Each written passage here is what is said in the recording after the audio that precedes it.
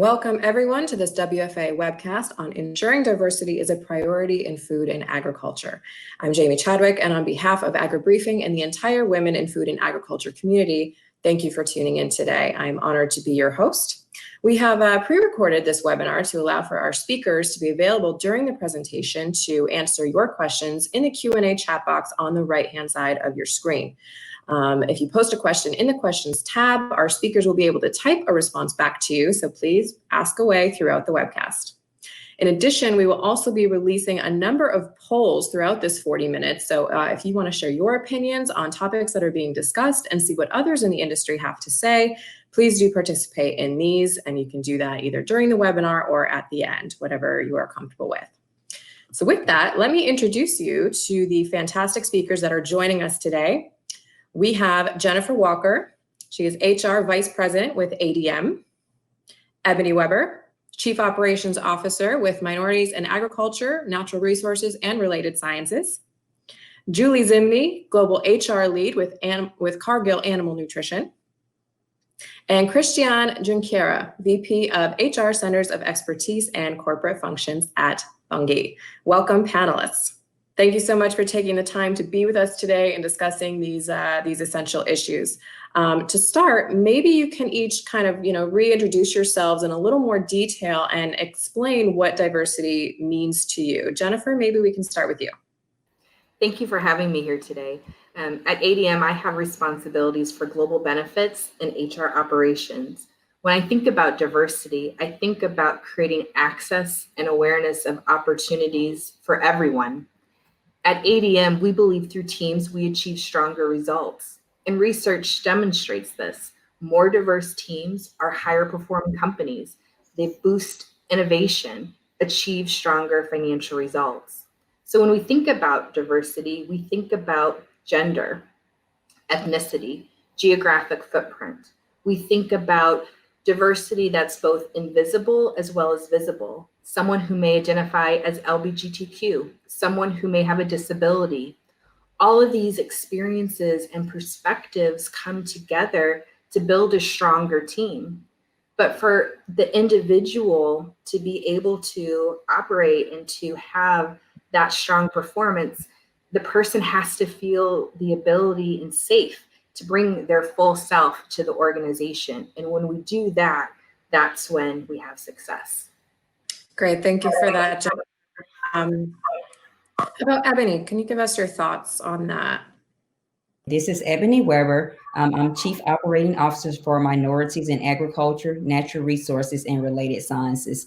And what diversity means to me is really a celebration of what everyone brings to the table. It's the inclusion and the elevation of those voices in your decisions, in your business practices, in the way that you market, the way that you communicate. And so for us here at Manners, diversity is elevating all of those voices that have been underrepresented, those voices that bring those unique perspectives to the table, those voices that challenge the status quo. And for us, diversity is a celebration of all those unique perspectives that we all bring to the table, no matter whether you're male, female, non-binary, and the multiple other ways, the intersectionalities that all make us unique. So it's really just a celebration and a seat at the table for everybody. I love that celebration. That's exactly what we're striving to do here as well. Julie. My name is Julie Zimney, and I am the Global HR Leader for Cargill Animal Nutrition. I've been with Cargill in a number of our businesses for a long time, and during my career, my passion for celebrating our differences and creating an environment where people can do their best work has run very deep. I've had the opportunity to work with and, more importantly, learn from people from many backgrounds and many walks of life. So I've also seen firsthand the impact of full engagement when employees can show up and do their best work. At Cargill, we think it's incredibly important to think about and talk about inclusion and diversity. That's really key because if we don't create an inclusive environment for all kinds of diversity, whether it's race, gender, religion, sexual orientation, we won't be able to retain top talent. Great. And Chris? Hello, my name is Cris Junqueira. I'm Vice President of Human Resources for HR Centers of Expertise and for corporate functions at Bunge. For me, diversity means the reality of the present and the future, but should also mean fun and excitement and not pain. Every time I think about diversity, I think about different ideas, always building to a better outcome and with a great representation of whatever differences we do have. And it may come in forms of gender, may come in religion and geography and everything. At Bunge, diversity is at the center of everything we do. On an amazingly global kind of footprint, we see amazing diversity in terms of geographies, and we are building in order to continue to grow into all forms of diversity into our business. It has been the center of the dialogue with our leaders, especially recently. It has been for a while, but recently it has increased a little bit of the voice that we have around the table with diversity and inclusion. Thanks so much. So, what we focus on in our industry is a lot of the very unique issues that the food and agriculture industry is facing in the current climate. We have the COVID-19 pandemic, we have socioeconomical issues and political issues happening, trade issues, things like that. So it's a very unique time to be in the industry, and it's certainly a very challenging time to be in the industry. Why do you think in the current climate that ensuring diversity is now more important than ever? Jen, maybe we can start with you. When I think about the current climate, at companies like ADM and the ones on the call, diversity and inclusion has always been important. But with the current climate, we're seeing a bigger spotlight. We're seeing a tipping point that we've never had before, and we can't lose this opportunity. And so we have to have that speed and rate of change that the environment demands, not for just today, but the workforce that we're building for the future. So at ADM, we've been having a lot of listening tours, speaking with colleagues to see what's the challenge, what's the barrier, what's the opportunity go forward, how can we listen, how can we learn, how can we be better? And that's really what it's about. How can we not just have a target, but exceed that target so that we're building a company where people feel safe, they feel that they can be authentic, they're heard, and they can be part of the progress that we can achieve together. Absolutely agree with that. Julie, where do you stand with this? I completely agree with what you said, Jen. I think now is absolutely the time. More than ever, in a world where many of our teams are working virtually, inclusion is especially critical. I think it's possible for teams to lose connection and clarity to the company's vision without that in-person interaction. And the risk of non-inclusive dynamics is very high. And so I think now more than ever, companies really need to invest in their I&D efforts. I believe that fast movers in this space, even during a global pandemic, will see the benefits of these efforts in innovation, organic growth, and employee commitment. And Ebony? I think, I'm one of those individuals who definitely think timing is everything. And so as unfortunate as having the global pandemic has been, I think it has allowed people to be home and focus in a way that has allowed us to not have the ability to turn away, which has really been a catalyst for action. And so for me, I think, having it be more personable, and where now you're zooming from home. And so it's like home is work and work is home. And so there used to be this bubble of an idea that when you come to work, you leave home behind. And so now having that dynamic and that shift totally, be upside down, I think has allowed all of us to kind of examine and see a lot of the areas that we feel can really be improved, that maybe we have not had the ability to act, or maybe not had the motivation to act. And finally, Chris, why do you think ensuring diversity is more important now than ever? Perfect. I can't agree more that the business case for diversity and inclusion is even stronger with what's happening around the globe. However, if we look in previous crises, the history tells us that there is a real risk that diversity may now be deprioritized in organizations. But some of the qualities and characteristics that we have in diverse and inclusive kind of companies, like innovation, the ability to change, the adapt and resilience that it brings, will be much needed in facing and recovering from the crisis as well. So it's not the time to deprioritize diversity, quite the contrary. So we need to be able to both maintain the progress that we have achieved and continue to move the needle in terms of diversity, but more than average, leverage that in our recovery as well. So in addition to timeliness, I think Ebony really hit the nail on the head when you said home is now work and work is now home. I think we are just really defining the workspace in 2020, and we're discovering new ways to collaborate and to access and provide information.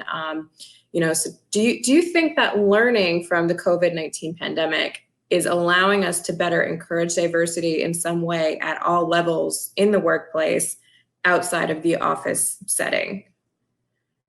Ebony, I guess I'll start with you because you kind of kicked us off on that one. Okay. I believe it is allowing us to encourage and, at least promote diversity to me in all levels. I think, again, I don't know for others, I'm working more now, so I don't know if I'm being more productive, but there just seems to be, more time to collaborate. There are more meetings, less travel. So I think we are utilizing almost every hour in the workday to really collaborate and to brainstorm and to connect in ways that people were just unavailable to connect before. And so for us, it's been great to begin to have these very open and candid conversations, to be able to look at diversity, as you mentioned, at every level, from It's Together We Grow and building that pipeline through a lot of those executive leadership roles, board positions. So it just really has opened up the conversation a lot more broader than it's been before, pre-pandemic, I can definitely say. Yeah, I definitely think we're maxing out the normal workday hours and then adding some on top of that, which is new for a lot of us, I know. Jennifer, do you think that this pandemic is kind of helping us expand our diversity and inclusion efforts?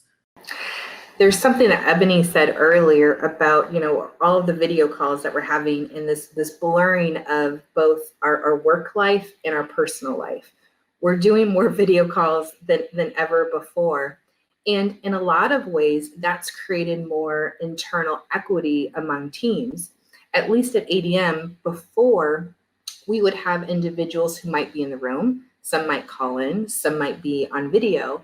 And in the professional setting, when we're all on video, it's creating some equal footing, if you will, to ensure that all voices are heard and that are actively participating in those conversations. And when things go back to normal, if there ever isn't a normal, we have to take that learning with us. How can we use this learning to be better and more inclusive, and just something as simple as a meeting go forward?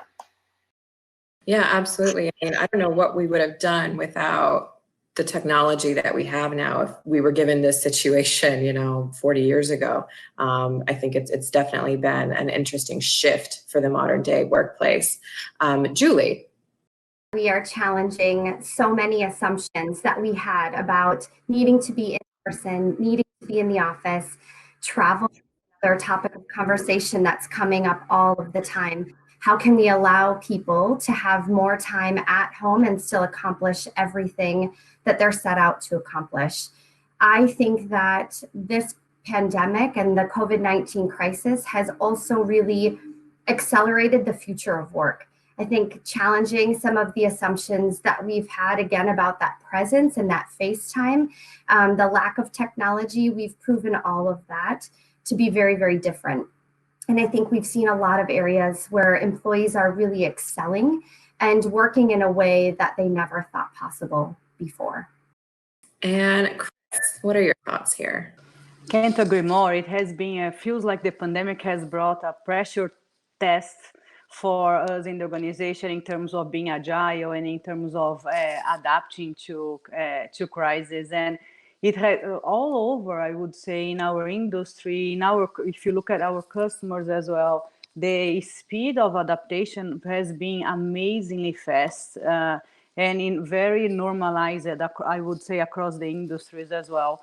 It has taught us on, how to react quickly, but react together as well. We have to join forces in order to be working from home and allowing and ensuring that our operations keep running at our plants in order to maintain the supply chain. I think none of our business had the option to think differently throughout this crisis as well. So I think it was a good test, and it was a good test that brought us together. And I hope that becomes the new norm moving forward as well. I like what you said about the quick adaptation that companies and individuals and professionals have had to really do. I mean, I think a lot of us can agree the first, 4 to 6 weeks of the lockdown was a bit of a learning curve for everybody, working from home and juggling family and responsibilities and not having that office settings.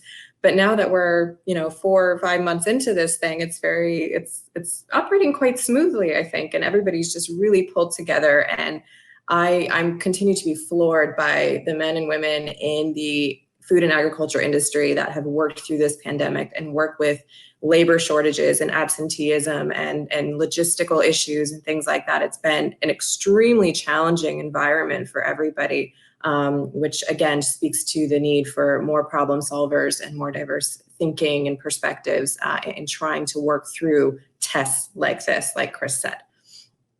So the next question I want to ask is, what do you think businesses can do to better support women in the workplace? Julie, let's start with you. One of the things I'm personally really proud of within Cargill, our focus on devising our job descriptions. So we've been working very hard to raise awareness about unconscious bias. And in this project, we have concluded that a considerable part of our job descriptions were written in a very masculine tone. And in partnership with the digital tool Textio, Cargill has been working on a full library of de-biased job descriptions to obtain gender neutrality. We also are hoping to avoid possible bias and guarantee diversity attraction in our hiring. Our numbers in the first couple of pilots are incredibly impressive, and we have so far seen a significant increase in the number of women that are applying for our positions, and also as a result being hired for the openings that we have posted. So I think, again, that unconscious bias, awareness about unconscious bias, and some of these specific actions have really driven some significant change within our businesses. That's amazing to hear. Thank you. Ebony. Yes, I think as an organization, we've definitely seen the uptick, the more female students, entering into college and pursuing a lot of these ag careers that was once very male dominated. So that's really encouraging. So it's great to see that a lot of companies are pipeline, a lot of development programs, a lot of sponsorship and mentorship programs for females entering into this space. I think, continuation of those type of programs will be great. I think you can never underestimate of the importance of a mentor and also that representation. And so for me, being a female leader in this space, I definitely always look to try to encourage, identify, promote, and recommend those females when they're in and outside of the room. So I think that's very important for companies to do, is to speak up for those women or that they feel can do the job when they're not in the room. That was the topic that you just mentioned about sponsors and mentors was a really big part of the discussion last year at the WFA Summit. And it is incredibly important, as you said, for helping women to enter these fields and to progress in these fields. Thank you for that. Chris. For us at Bunge, our success on keep moving the needle in order to better support women in our workplace has been brought to the center of having a common understanding among all our leaders. in terms of what that inclusion means, what are the benefits of bringing a more equality into our organization, and how can our leaders lead more inclusively on both ways as well. So we have been working a lot on the dialogue. We have been working a lot on raising awareness on the unconscious bias and make everyone part of that conversation, woman and men. And I think it's a journey with no end, where we will need to keep that dialogue going and always challenge ourselves. Another point that has been supporting us a lot into that journey is making sure that we expose our numbers as well. We haven't been very transparent in terms of numbers before, but we have been exposing more and more and more, to the point that the numbers are not only known by our leaders, but by the entire organization. We truly believe that, facts, the numbers will drive action, and we need to narrow down the gender breach with initiatives of offering the equal opportunities to everyone, independently of gender. When without the knowledge of that number, we saw that happening in a different way before. So now it's conscious, it's a fact, and there is action around it. So that has been driving us a lot, and that's how I would kind of look in terms of how to move the needle in other companies as well. And Chris, you just mentioned keeping that dialogue open and also making sure we include women and men in that discussion is so important. And we've talked about this a lot because, the WFA is women in food and agriculture, but it's incredibly important to have men a part of that community because they are such a huge part of the discussion and uncovering, long held things like unconscious bias that are harder concepts to grasp when you haven't, lived in that world. So I completely agree. Thank you for that. Jennifer. Thank you. At ADM, we've been a strong supporter of Paradigm for Parity. We've committed by 2030 to have equity or gender parity in our leadership positions. So if you think about the work that we're doing as an organization, we're taking a strong position to model the kind of behaviors and the kind of representation that we want to see. But we also know that for each female leader, what she may want differs. Careers are almost kind of, like cycles. Sometimes we may have to take care of an ailing parent, of small children. Sometimes we may be geographically mobile. Sometimes we may not be. And so similar, we've had a lot of listening tours to really understand what are those challenges, what are those barriers, and then share those stories of success, how individuals have been successful, but also think about through frameworks and support, how we foster that, mentorships, ensuring that we're having ongoing and frequent talent discussions. So at the end of the day, we can have those frameworks and support in place to foster professional and personal growth in an accelerated manner. Okay, and Jen actually is just leading us into our next topic of discussion. We're going to talk a little bit about recruiting and how we can, encourage diversity when recruiting women at all levels of the business. Julie, let's kick it off with you. Thanks, Jamie. We're also participating in the achievement of Paradigm for Parity and having that 50-50 gender parity by the year 2030. We also strive to create an organization where women and all kinds of diverse talent can look upwards inside the company and see people like themselves. So an example of how we deal with that when hiring is a couple of key hiring principles that we have. So first, we want to ensure that we have 50-50 gender diverse slates. So we continue to send managers and our recruiting team back to ensure that we have strong representation in that interviews and selection processes. Second, we are also implementing and ensure that we have gender diverse interview panels. So making sure that when candidates come into the organization, they have an experience with a variety of people, with a variety of backgrounds within the organization. So we want to make sure that the hiring principles are kept in place and that the candidates that we interview are not only gender diverse, but also diverse in thoughts and experiences. And that's exactly what we need with the challenges that we're facing right now. That's great. Ebony. Yes, I loved the principles, the hiring principles that you just shared. I think those are all definitely steps that organizations can do to, you know, boost that diversity, especially or recruitment when they're recruiting. I think it's also where you source your talent from.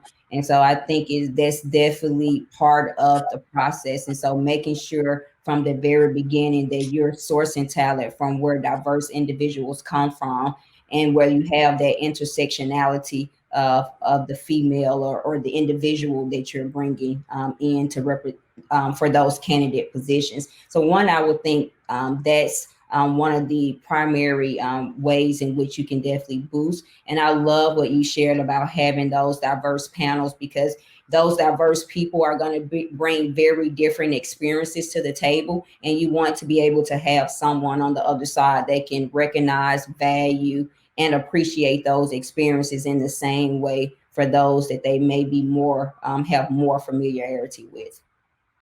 Yes, I think like-mindedness is one of the enemies of progressiveness in business. So you really want to have that push and pull. Like you said, I agree with that. Chris. I'm glad that kind of our practices are so aligned. I don't have a magic answer here as well, but at Bungie, what we do, we measure the slate diverse, we measure the hire diverse. We have been exposing bias issues to overcome, kind of doing the recruiting process, and very recently we went back to the table challenging to make sure that every leader have a diversity panel of interviewers throughout the process as well. And it's a long journey. Someone asked me the other day, so when do we celebrate, right? Kind of when do you celebrate the achievement? I think we should celebrate every step of the way. And we do celebrate when we see the increase in the slate diversity, when we see the increase on the higher diversity and so forth. But I don't think it's a long journey. I don't think we will celebrate the end anytime soon, but we should not forget to celebrate every little progress that we do on the recruitment phase, so to support the growing inside the company as well. I love that. Don't really celebrate, because there's really no end point, right? I mean, we're never going to reach the best. It's just a constant progression to be better all the time. I really, really like that. Jennifer. You know, a couple of my peers have said, you know, diversity, it's not a sprint. It's a journey. It's a destination that we're going to continue to grow and be better at. And we really think about it for the life cycle of someone's career, from the time we hire to the time we retire. So when we hire, how do we foster that through having diverse panels who are assessing talent? So we have those diversity of perspectives who are looking at candidates, but also candidates see themselves in that panel. They can see themselves in that company. And when we assess talent, that we're doing it in a way to reduce our unconscious bias, that we're doing it in a way that kind of fosters those values that we have as a company. We're also ensuring that we have those kind of supports once someone starts and joins the organization, diverse mentorships, that we're talking about diversity on an ongoing basis in our talent discussions, looking for access to opportunities to develop throughout a career. These are just pieces to the puzzle, but we really have to have those processes in place, those supports in place, so that over the life cycle of someone's career, they're supported. That's great. Now each one of you has really done the work within your own organizations to boost diversity, and obviously you're all well versed in that. If you had the opportunity to advise other businesses within the food and agriculture space to do one thing to really boost diversity in their organizations, what would you suggest? And Jennifer, I'm going to go backwards and start with you. You know, within our own organizations, diversity inclusion can't be a project, or it can't be an initiative. It simply has to be the foundation for who we are and what we're doing. And when we're accountable to that, we then execute against that. But, you know, each of our companies are doing wonderful things. ADM has some wonderful efforts in place. Bungie does, Cargill does, Ebony is doing a tremendous work with Manners to help, you know, build those leaders of tomorrow. and each of our companies can see strong progress. But it's why this group is so important, and why Together We Grow is so important, that all of our companies are part of. Individually, we can see progress, but it's only when we come together as an industry, as organizations, academic partners, NGOs, government bodies, that we can build systematic, sustained change.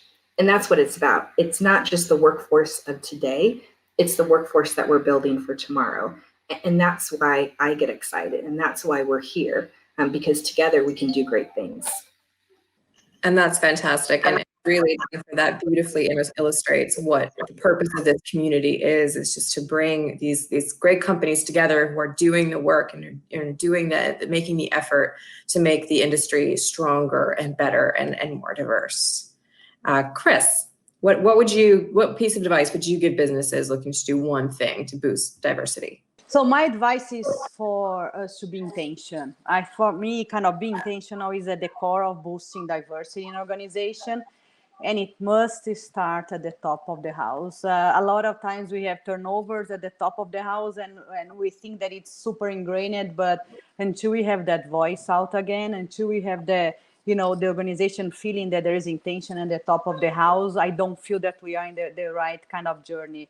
So, don't take your current condition as a moment of shame. That's very, very normal, very natural, but we should take that current condition as a moment to provide clarity for the work that must be done moving forward. So transparent, and sometimes those hard conversations should start at the top of your house and be permeated throughout the entire organization with a lot of intention.